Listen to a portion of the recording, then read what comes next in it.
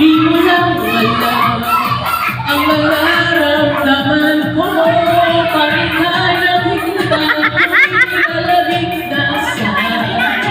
Kapag at pati ko napigilan ang loob na kasaya. Dito na napigilan ang kaligayahan na aking nadarama. Di ko na